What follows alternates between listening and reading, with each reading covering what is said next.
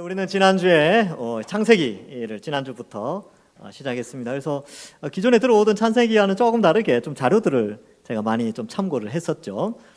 그래서 제가 이제 이 창세기 1장부터 11장까지 하는 목적이 있습니다.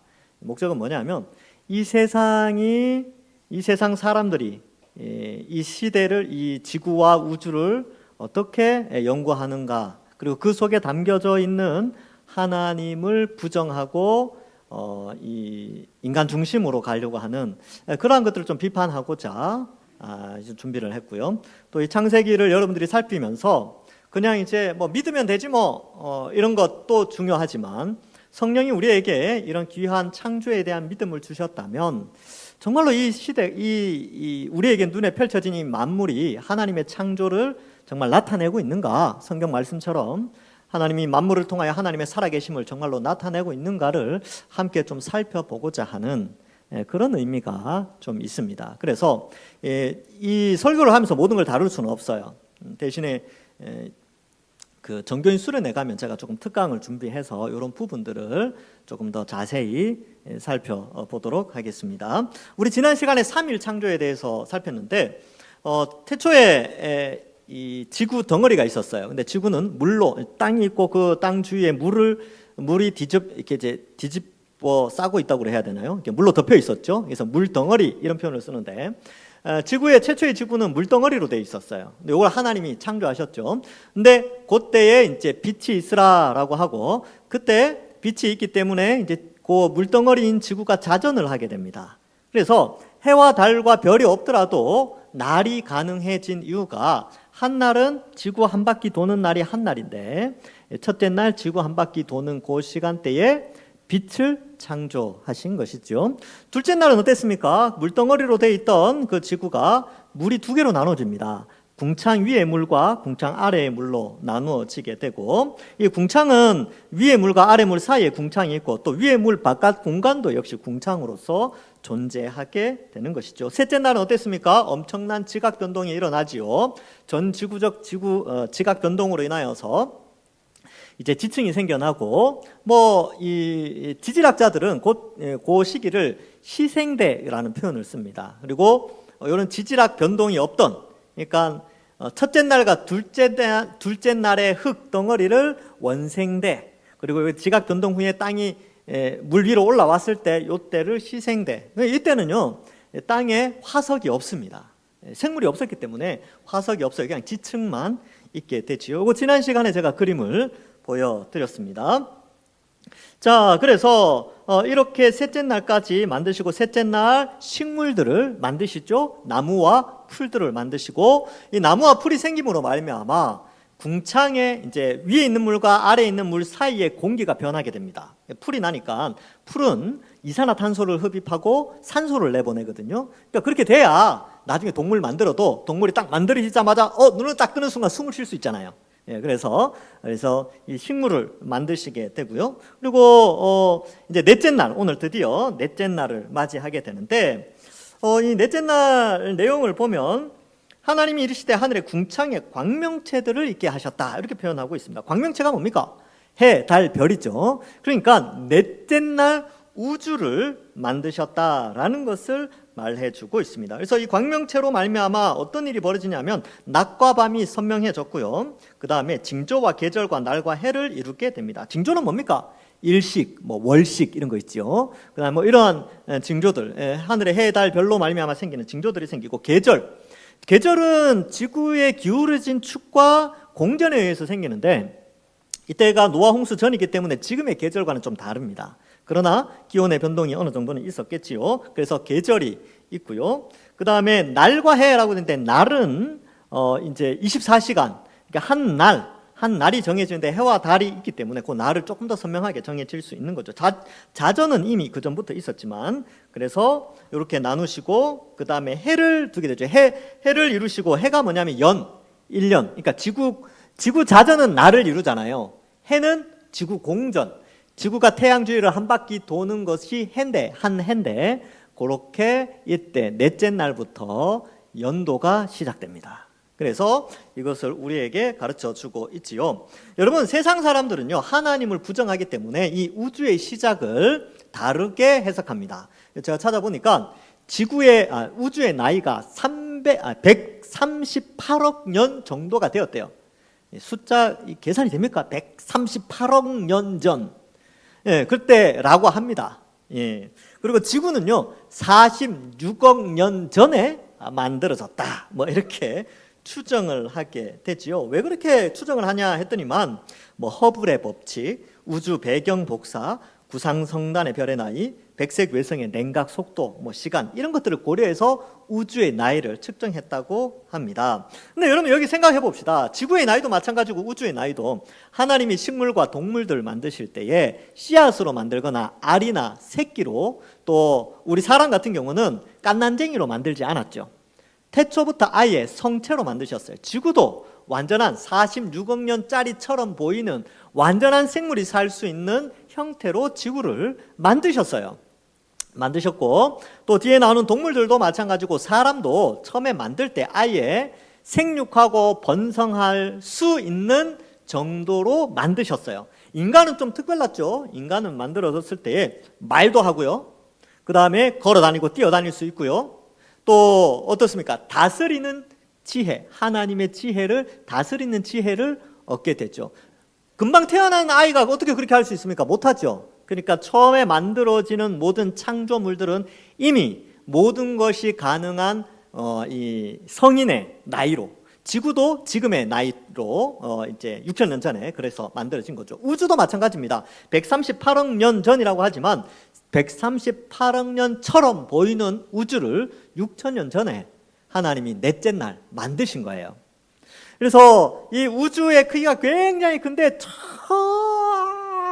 저기 끝에 있는 별이 우리 눈에 보이는 이유는요, 저기 끝에 있는 별이 어마어마하게 큽니다. 근데 별이 어마어마하게 큰 것도 있는데 그 별도 빛을 비추는 거리에 한계가 있어요. 그러니까 하나님이 야, 별로는 안 된다 라고 해서 어떻게 하냐면 은하, 별들의 모임, 은하를 저기 멀리 두시고요, 그 하나만 있으면 안 되니까 여러 개를 두는데, 여러분 우리가 볼 때는 별 하나가 태양처럼 그렇게 태양 정도로 생각하는데 그렇지 않아요. 나중에 이제 영상을 보시면 은하로 되어 있고 이게 구조가 아주 복잡하게 되어져 있습니다. 그렇게 엄청난 크기로 하나님이 이 우주를 만드셨어요. 왜? 하나님의 위대하심과 크심과 전능하심과 그 지혜의 끝없음을 나타내시고자 하시기 위하여 그렇게 어마어마한 크기로 만드신 것이죠. 지구는 특별하죠. 지구는 우주가 있기 전에 이미 만들어졌습니다. 아주 특별한 행성으로 만들어진 것이지요. 그래서 오늘날 사람들은 이제 과학을 연구했다라는 사람들이 그래요. 지구는 어떻게 생겼느냐 이렇게 이야기를 하면 지구는 태양이 생길 때 소행성들이 태양 주변에 있다가 서로 부딪혀서 크기가 커져서 밀도가 높아지면서 지구가 생성되어졌다. 근데 이제 좀 모순되는 이야기가 있어요. 뭐냐면 그렇게 막 뭉쳐지면서 연구를 해보니까 한 1900도까지 지구 온도가 올라갔다가 냉각되었다. 그래서 지금의 지구가 되었다라는 건데, 물은 어디서 생겼습니까 그러면? 여러분 1900도까지 오르면 물이 있습니까 없습니까? 없죠. 물은 다 증발해버려요. 물은 어떻게 생겼습니까? 이렇게 이제 궁금해서 이제 자료들을 이렇게 보니까 그 이야기가 없어. 그리고 지구가 냉각되면서 바다가 생기고 공기가 생기고 대기가 생기면서 이렇게 됐다. 이렇게 이야기를 해요. 그럼 지금 물은 어디서 생겼는데? 몰라. 그건 중요하지 않아. 그냥 지구가 냉각되면서 물이 생긴 거야.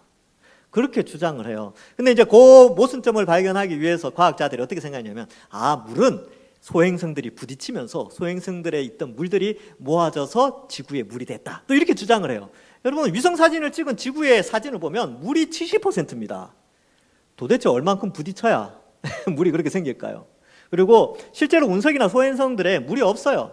물이 있을 확률, 그리고 존재, 연구해보니까 0.000000000% 1% 이렇게. 그러니까 그게 부딪혀가지고 지금의 이 대양의 물을 만들어낼 수가 없습니다. 그러니까 모르겠다는 거예요. 모르겠다. 일반적으로 과학자들은 모르겠다라고 했는데, 최근에 또 과학자들이 그런 말도 합니다. 어떤 말을 하느냐 하면, 최근에 연구가 있어 왔는데 그 연구는 이런 거예요. 어떤 연구가 있냐 하니까, 자, 화면을 좀 바꿔주세요. 자, 보시면 지구의 물은 원래부터 갖고 있던 것이다. 해성과 소행성 전달설 충돌해서 물이 생겼다라는 거는 아니다. 그래서 이 콘드라이트 수소 함량으로 뭔지 모르겠어요. 저도 모릅니다. 이거는 이제 이 과학자들이 알아서 하겠지만, 결론은 뭐냐 하면요, 이게 2020년 8월 28일 날 연합뉴스에 나온 기사예요. 거기에 지구가 만들어질 때부터 갖고 있던 것이라는 연구 결과가 나왔다, 이렇게 표현하고 있습니다. 여러분, 2020년도에야 드디어 이걸 알았대요. 우리는 원래 알고 있었잖아요. 우리는 그래서 과학자들, 천문학자들보다 그래서 똑똑한 거예요. 우리가 그래서 지혜로운 겁니다. 하나님, 그래서 우리가 하나님의 백성들을 지혜롭다, 세상의 어리석은 것과 비교하는 이유가, 우리는 그래서 지혜로운 거예요. 우리는 성령이 우리 속에 오셔서 이 지혜를 주셨어요. 그래서 믿어지게 하셨죠. 우리는 원래 과학이 뭘 증명하지 않아도 이거 알고 있었어요. 물은 지구에 원래부터 있었다. 근데 2020년도에 이제 과학자들이 이거 드디어 알아냈대요. 이야. 근데 여러분, 이게 이 이론이 되어지면요, 과거에 지구 소행성 충돌해서 생겨났다 이런 것들이 다 무너집니다. 왜? 물이 원래부터 존재하려면 충돌하면 안 돼요. 충돌하면 열이 발생하기 때문에 증발하거든요. 그러니까 엄청난 열이 발생하기 때문에 물이 존재할 수가 없습니다. 그러니까 과거에 있었던 그런 이론들이 다 무너지는 거예요. 근데 결론은, 그럼 그 물은 도대체 어디서 생겼느냐? 모른답니다. 결론은 모른다. 근데 알죠? 우리는 알잖아요. 하나님이 만드셨는데. 근데 과학자들은 신을 부정하기 때문에 원래 있었지만 모른다예요. 그러니까 그 경비병들이, 예수님이 부활한 날 새벽에 경비병들이 다 알았어요. 경비병들이 다 알고, 다 듣고 보고, 대제사장과 서기관과 장로들을 찾아가서 예수님이 부활했는데 이런 상황이 벌어졌습니다. 그런데 다 알았죠. 대제사장과 장로들, 서기관들, 바리새인들이 다 알았어요. 근데 어떻게 해요? 부정하잖아요. 큰 돈을 주고 거짓 이론을 만들어내지요. 그러니까 여기 현대 이 진화론이라는 것 자체가 좀 그런 의미가 있습니다. 신을 부정하는. 그래서 여러 가지 이상한 것들을 추론해내면서 그걸 과학이라고 생각하는 그런 시대에 있는데, 여러분, 과학이 발전하면 발전할수록요, 하나님의 창조는 더욱더 증명되어집니다. 제가 종교인 수련회 때 또 몇 가지 이야기를 할 게 있는데, 달을 잘 쳐다보면요, 이 창조의 노아 홍수의 그 비밀이 거기에 또 있다고 주장하는 지질학자가 또 등장했어요. 왜냐하면 달 앞면과 달 뒷면이 완전히 다르거든요. 네, 완전히 달라요. 네, 그러한 의미가 있어요. 자, 어쨌든 그거는 이제 종교인 수련회 오시는 분들은 알 수 있습니다. 네, 오라는 뜻이지요. 자, 그다음에 그러면 우리가 보는 이 과학이라는 것을 어떻게 접근할 것인가? 여러분, 이제 이 과학에는 두 가지 종류가 있습니다. 이 사진을 보시면 첫 번째는 operational science, 그래서 운영과학, 가동하는 과학 이런 게 있고, 이거는 실험에서 의해서 과학이 증명되어지는 것이죠. 그래서 experimental science라고 표현합니다. 이 과학은 실험과 결론을 추론하는데 명확한 거예요. 이거는 부정할 수 없는 과학. 그래서 이 과학으로 말미암아, 수학과 과학으로 말미암아 비행기나 인공위성이나 휴대전화나 MP3나 이런 것들을 만들어내는 기술이죠. 그래서 기술의 발전을 가져다주는 과학을 이 오퍼레이셔널 사이언스, 과학이라고, 운영과학이라고 합니다. 이것은 우리의 신앙과 전혀 부딪힐 게 없어요. 맞죠? 이건 부딪힐 게 없어요. 여러분 지금 핸드폰 다 들고 있잖아요. 이 영상, 이거 다 과학이잖아요. 과학으로 만들어낸 거죠. 그런데 과학 중에 히스토리컬 사이언스, 역사적 과학이라는 것이 있습니다. 이걸 좀 기원과학이라고도 표현을 하는데, 또 다른 말로 이제 법의학적, 이제 포렌식이라고 하죠. 포렌식 많이 들어보셨죠? 포렌식. 포렌식 사이언스, 히스토리컬 사이언스라고 하는데, 이것은 과거에 있었던 일이기 때문에 실험을 통해서 증명해낼 수가 없어요. 그래서 실험을 통해서 증명해낼 수 없기 때문에 추론을 통해서 결론을 냅니다. 근데 이 추론이라는 것은 결국은 상상력이거든요. 근데 이 상상력을 통해서 결론을 결론을 도출해내는데, 추론으로 이렇게 결론을 내린다. 근데 다 상상이에요, 상상. 근데 이것을 객관화하려고 또 다른 추론을 갖고 와요. 그러니까 실제적인 사실을 갖고 와서 추론을 결과로 뽑아내는 게 아니라, 추론을 또 다른 추론으로 추론해서 결론을 내는, 죄송합니다, 말을 좀 어렵게 해서, 하여튼 뭐 그렇게 해서 결론을 도출해내는 거라서 이걸 과학적이다 혹은 합리적이라고 말하기는 어려운데, 근데 이 권위랑, 이 운영과학의 권위랑 역사적 권위가 동등하지 않음에도 불구하고 오늘날에는 이것을 동등하다라는 권위로 받아들여지고 있는 실정이죠. 왜? 돈이 되니까. 그리고 이것을 연구하는 사람들이 이것을 연구하는 많은 곳에 막대한 돈을 투자합니다. 마치 대제사장과 장로들이 경비병들에게 엄청난 큰 돈을 줘서 거짓 이론을 만들어낸 것처럼 이러한 시스템이 지금 수십 년간, 한 몇백 년간 이어져 오고 있다는 것이죠. 사실은 동등하지 않아요. 이 두 개의 가치는 동등하지 않습니다. 근데 추론의 결과를 과학이라고 믿는 것 때문에 우리의 그 신앙, 우리가 가진 신념, 하나님이 살아계시다, 하나님은 존재하신다, 하나님이 만물을 창조하셨다라는 이 우리가 가지고 있는 신앙과 이 기원과학과는 충돌이 일어나게 되는 것이지요. 화면을 바꿔주시면 되겠습니다. 이처럼 여러분, 이러한 역사적 기원에 대한 과학은요, 신이 없다라는 신념 아래에서 추론을 해냅니다. 그러면 이것에 대한 대안으로 등장한 것이, 최근에 등장한 것이 창조과학이라는 것인데, 이 창조과학이라는 건 뭐냐 하면, 이러한 추론의 결과를 어디에서 찾느냐 하면 성경에서 찾는 거예요. 그러면 성경에서 이러한 지층에서 나온 화석들을 어떻게 해석할 수 있는가? 인간의 상상으로 추론하는 것이 아니라 성경을 통해서 추론을 해서 결론을 내보자 한 것이 등장한 과학이 있다는 것이죠. 그래서 성경을 통해서 지층을 보고 성경을 통해서 화석을 보니까, 아, 성경에 이와 관련된 내용이 있구나 라는 것을 발견하게 된 것이죠. 이것도 얼마 되지 않았습니다. 역사가 깊지 않아요. 그런데 이것도 역시 성경을 통해서 추론을 해서 결론을 내지만 추론이라는 과정을 거치기 때문에 얼마든지 수정이 가능한 것이죠. 그래서 여러분, 기독교 2000년 동안에 이러한 과학적인 여러분 어떤 그러한 것들 통하지 않고 성도들은 그냥 믿어왔어요. 그리고 그게 사실이라는 것을 알고 죽었습니다. 우리 믿음의 선배들이. 이게 어떻게 가능했냐면 하나님께서 성령 하나님을 우리 속에 보내주셔서 이걸 그냥 믿도록 하신 거죠.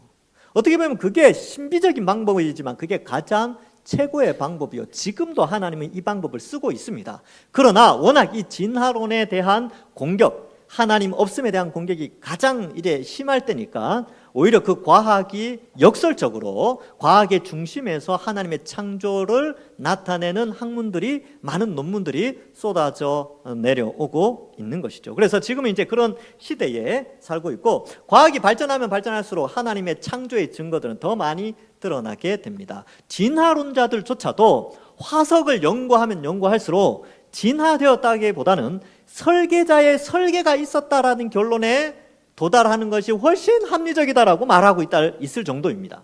그러니까 왜냐하면 화석들 가운데 단세포에서 조직화된 생명체로 나아가는 그 과정에 화석이 하나도 없어요. 캄브리아기아 시대에 엄청난 수의 생명체가 화석으로 발견되는데 그 이전에 어떤 그런 과도기적 화석이 하나도 없어요. 그냥 지층만 있어요. 당연하죠. 노아 홍수 때 다 그랬으니까. 근데 우리는 성경을 통해서 결론을 도출해내잖아요. 그 사람들은 상상을 하는데 그 상상이 안 되는 거야. 왜 이랬을까? 그래서 하는 말이 모른다예요. 왜 캄브리아 시기에 화석이 이렇게 많은가? 결론, 모른다. 그들은 항상 모른다예요. 모른다. 우리는 알고 있죠. 우리는 성령이 지혜를 주셔서 성경 말씀을 통하여 결론을 내도록 하신 것입니다. 자, 그래서 하나님이 만드신 것인데, 여러분 우주도 마찬가지입니다. 천문학도 마찬가지예요. 천문학은 사람들이 규모에 의해서 모든 걸 판단하는데 이 큰 우주를 보니 신은 없구나라고 생각한다는 거예요. 어떤 우주 비행사가 그랬다잖아요. 이제 우주에 갔더니만 내가 우주에 나와보니까 신은 없네. 아유, 이런 어리석은 말을 한 거죠. 왜? 신은 우주를 만드셨는데, 하나님은 우주를 만드셨는데 우주의 아주 그 점 같은 곳에서 하나님 없네라고 말하는 어리석음을 나타냈다는 것인데, 자, 이 우주도 하나님이 창조하셨어요. 그러니까 왜 그러냐면 이 우주의 크기를 통해서 하나님의 위대하심, 광대하심, 크심을 나타냅니다. 자, 그래서 여러분들 이 넷째 날 광명체들을 만드는데, 광명체 해, 달, 별이에요. 결국 우주인데 우주의 크기를 하나님이 얼마나 크게 만드셨는가, 이걸 제가 오늘 잠깐 보여드리는데 예전에 한번 보여드렸어요. 졸리시는 분들도 있으니까 이런 거 보면 또 잠도 깨고 하니까 잠깐 틀어주시겠습니까? 예. 원래 6분인데 2배속으로 해서 3분만 보겠습니다.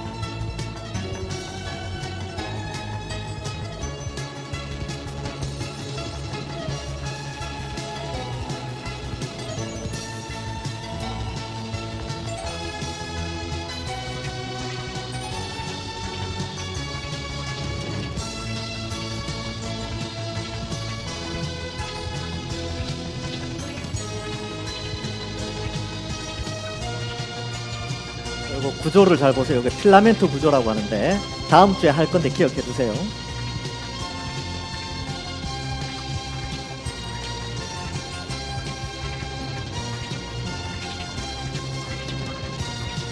네, 여기까지. 예, 여기까지. 우주의 크기, 우리가 관측할 수 있는 우주의 크기가 이 정도인데, 요 뒤에 영상도 있는데 거기 보면 이제 멀티버스라고 해서 멀티 유니버스 해서 여러 개의 우주가 있다라고, 그건 상상 부분이라서 제가 잘랐습니다. 여러분 어마어마하죠? 예, 어마어마하죠. 근데 제가 여기서 한 가지 더 영상 하나 더 보여드릴게요. 광명체, 해, 달, 별을 만들면서 어떤 일이 있었는가? 이제 태양도 은하를 공전하기 시작합니다. 그래서 그 영상도 잠깐 보여줄래요? 이건 짧습니다. 예. 예, 소리는 없어요. 예, 원래 이제 태양을 중심으로 태양계에 있는 행성들이 저렇게 움직이죠. 근데 태양도 은하를 중심으로 공전을 하기 때문에 실제적인 모습은 이렇습니다. 예쁘죠? 멋있지 않습니까? 보시기에 좋았더라. 할만하시죠? 얼마나 예쁩니까? 제가 저거 보면서 정말 우리가 살아가는 이 지구 바깥의 이 우주를 이렇게 아름답게 하셨는데 저렇게 공전하는데 다른 태양계와 충돌하지 않아요. 예, 충돌하지 않습니다. 조화롭게. 그 이유가 있어요. 이유가 충돌하지 않는 이유가 있고 그렇게 돼 있습니다. 자, 예, 됐습니다. 자, 우주를 이렇게 아름답게 창조하셨어요. 그 옛날 사람들은 하늘 쳐다보면서 와, 하나님 참 크시다 이 정도였는데 지금은 관측을 하면서 하나님이 이렇게 크신 분이셨는가? 라고 우리는 그렇게 생각해요. 우리는. 예수님 믿지 않는 자들은 어떻게 생각합니까? 야, 우주가 이렇게 큰데 하나님이 존재하겠느냐? 이렇게 생각을 하는 것이죠. 그러면 여러분 한번 생각해 봅시다. 제가 이제 한번 상상해 보세요. 전 세계에 모래가 엄청 많아요. 모래가 셀 수 있을까요? 없을까요? 못 세죠. 그런데 모래를 막 가득 쌓아놓고 막 덮어 넣는데 그 위에 다이아몬드 반지 하나를 딱 갖다 놨어요. 모래를 한 줌 지어서 보석상에 갖고 가면 그 팔 수 있습니까? 없습니까? 못 팔죠. 가치가 없어요. 근데 모래, 그 수많은 모래 가운데 다이아몬드 반지 하나 딱 가지고 와서 금은방에 팔면, 금은방 보더니만 이거 100억. 놀랍죠? 그 가치가. 크기는 어때요? 크기는 전 세계의 모래알을 다 모아놔도 그 다이아몬드가 너무나 보잘것없어 보이죠. 그런데 가치는 어때요?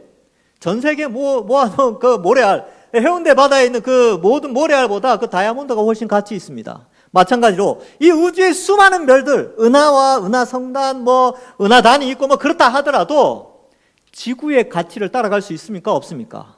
못 따라가요. 지구는 이 우주의 가장 특별한 하나님이 아끼시는 행성으로 만들어 주신 것이죠. 그 가운데 살아가는 우리는 어떻습니까? 우리는 너무나 존귀한 자들이죠. 왜요? 우리를 살리기 위해서 이 거대한 우주를 만드신 창조주 하나님 가운데 성자 예수님이 이 조그마한 우주의 이 큰 범위 속에 이 작은 지구, 이 땅에 2000년 전에 성자 하나님이 우리를 위하여 인간의 모양으로 이 땅에 오신 것입니다.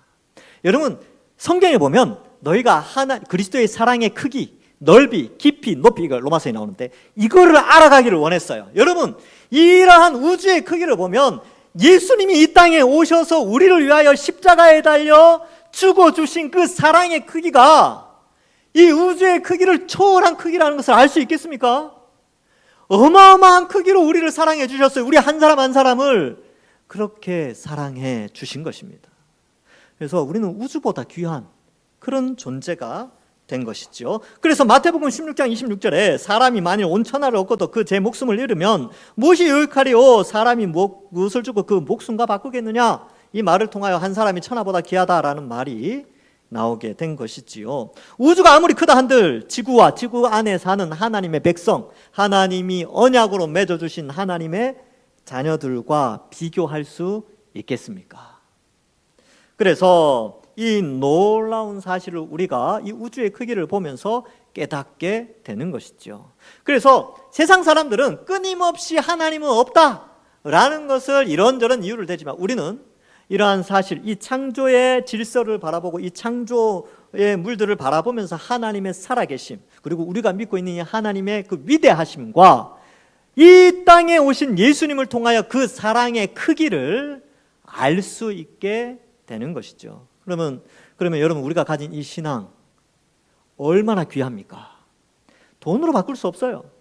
그리고 우리가 가진 이 신앙으로 말미암아 앞으로 완성될 하나님 나라, 이 지구상에서 하나님이 이루실 그 놀라운, 그 예전에 에덴 동산과 같은 그 하나님 나라를 이루시는 그 축복을 우리에게 주신 것을 우리가 또한 믿을 수 있게 되는 것이지요. 근데 진화론은 어떻습니까? 진화론은 그렇지 않아요. 진화론은 우연히 생겼다. 그리고 여러 가지 진화에 의해서 되어졌다. 근데 진화 가운데서 네 가지 이론이 있어요. 진화는 변이, 유전, 경쟁, 적자생존, 이 네 가지 이론인데, 변이는 뭐냐 하면 다양한 걸로 변한다는 거예요. 두 번째, 유전은 그대로 태어난다는 거죠. 그래서 코끼리가 새끼를 낳으면 호랑이나 이런 걸 낳는 게 아니고 코끼리 새끼를 낳아요. 이게 유전입니다. 유전. 똑같은 모양으로 애를 낳는다는 거죠. 사람도 마찬가지죠. 그리고 물고기들이 알을 낳아도 똑같아요. 알이 다 똑같아 보여도 막상 이렇게 이제 나중에 새끼가 나오는 거 보면 다 종류가 다르죠. 이게 유전입니다. 이 두 개는 우리가 다 받아들여요. 사실 관찰 가능한 과학이기 때문에. 그러나 진화론에서 진화가 일어나려면 두 가지 조건이 더 있어야 된대요. 하나는 경쟁, 그 다음에 하나는 적자생존. 적자생존이 뭐냐면 적응한 자가 살아간다, 이런 뜻인데, 경쟁을 통하여서 적자생존이 일어나는다라고 되어 있는데, 여러분, 창조의 원리는요, 경쟁과 적자생존이 없습니다. 창조에 여기 발생하는 모든 동물, 지금 이제 5째 날에 보면 하늘의 새, 땅에 물고기가 있죠. 그래서 이것은 경쟁에 의해서 생존하는 것이 아니고 하나님의 은혜로 생존해 나가죠. 인간도 마찬가지입니다. 사람도 경쟁에 의해서 적자생존하는 것이 아니고 하나님의 은혜로 살아가도록 창조하셨습니다. 그래서 시편 84편 3절에 보면 나의 왕 나의 하나님 만군의 여호와여 주의 제단에는 참새도 제 집을 얻고 제비도 새끼 둘 보금자리를 얻었나이다. 은혜로 살아가는 거죠. 경쟁이 아니에요. 마태복음 10장 29절 참새 2마리가 한 아사리온에 팔리지 않느냐 그러나 너희 아버지께서 허락하지 아니하시면 그 하나도 땅에 떨어지지 아니하니라. 10장 31절에 보면 두려워하지 말라 너희는 많은 참새보다 귀하니라. 이게 뭐냐면 경쟁에 의해서 적자가 생존하는 것이 아니라 하나님의 은혜로 살아가도록 만드셨다는 겁니다. 우리가 이제 예수님 믿고 나서 하나님의 백성이 되었잖아요. 우리는 하나님의 은혜로 살아가지 이 세상 속에서 경쟁을 통하여 살아남는 자들이 아니라는 거예요. 그러니까 우리의 미래나 우리의 자녀들의 미래를 걱정하는 것이 아니라 이 생존 사회 속에서 이 사회 속에서 어떻게 경쟁해서 이겨나갈 것인가 이걸 고민하는 것이 아니라 어떻게 하나님의 은혜를 받으며 살아갈 것인가 이 고민을 해야 돼요. 하나님이 우리 인생 책임져 주십니다. 하나님의 은혜로 우리를 먹이시고 길리시는 거죠. 그래서 하나님 배지시키신 위치에서 그렇게 생명을 유지하도록 하신 것입니다. 그러나 진화론은 그렇지 않아요. 그러니까 이 사상, 사실 이 생존, 이 경쟁과 이 적자 생존은 경제 원리입니다. 토마스 멜서스라는 경제학자가 이야기한 것을 다윈이 받아들였다라고 이야기를 해요. 그러니까 이 경제 논리는 뭐 수십 년이 지나면 순간순간 바뀌어요. 근데 이 변화되는 것을 진리처럼 가지고 와서 진화론을 만들어내는데 거기에 대부분의 사람들이 거기에 빠져들죠. 거기에 수많은 돈을 투자해서 지금 이 세상을 움직여 나가고 있습니다. 여기 다스된 날도 마찬가지죠. 물고기하고 새. 진화론적으로 보면 이 둘이 공존할 수 없어요. 왜냐하면 물고기에서 새가 진화되었거든요. 비늘이 깃털이 됐다라고 주장을 해요.